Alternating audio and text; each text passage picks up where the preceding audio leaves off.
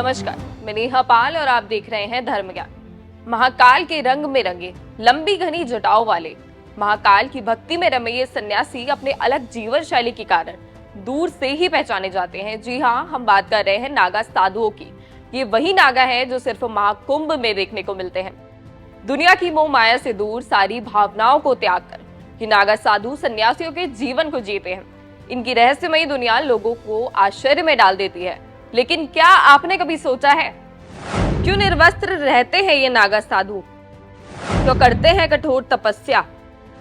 महाकुंभ के बाद कहां चले जाते हैं नागा साधु?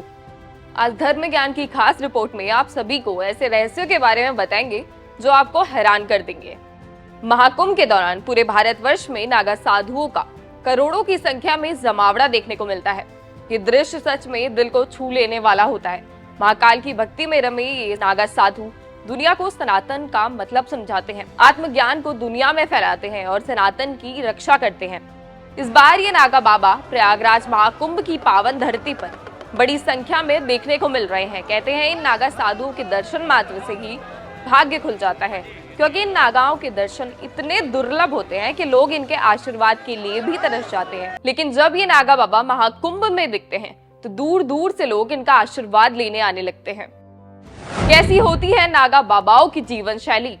ये नागा बाबा विभिन्न अखाड़ों से जुड़े होते हैं, लेकिन इनकी जीवन शैली इतनी कठिन होती है कि ये दुनिया के मोह को त्याग कर एकांत जगहों में तप और जप करते हैं। ये अक्सर शरीर पर भस्म लगाए दिखते हैं। इनकी लंबी घनी जटाएं इनके ऊपर महाकाल के आशीर्वाद को दर्शाती हैं और इन नागा साधुओं पर भीषण ठंड, गर्मी और किसी भी मौसम का कोई भी प्रभाव नहीं पड़ता, क्योंकि ये नागा बाबा अपने शरीर पर भस्म लगाए रखते हैं, जिसके कारण ठंड, गर्मी या बारिश भी इनका बाल भी बागा नहीं कर पाती। जूना अखाड़े के अंतर्राष्ट्रीय प्रवक्ता श्री महंत नारायण गिरी के अनुसार कुंडलिनी योग और तम्बो जैसी योग शक्तियों से शरीर भीतर से गर्म रहता है।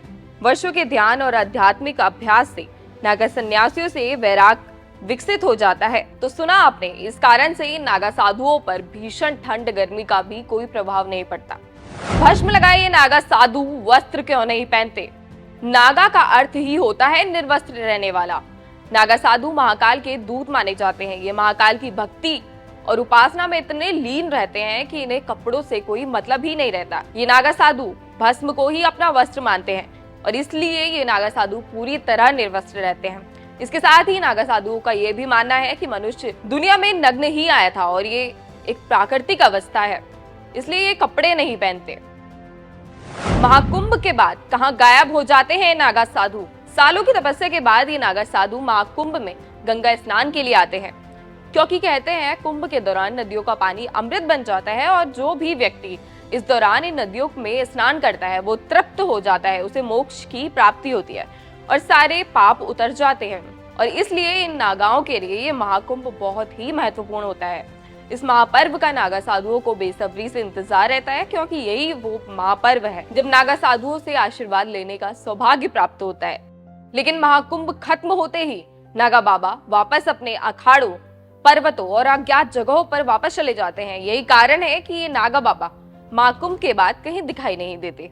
इसके साथ ही आपको बता दें कि इन नागा साधुओं का जीवन बहुत कठोर होता है। इनको नागा बनने से पहले अपने माता पिता का पिंड दान करना पड़ता है।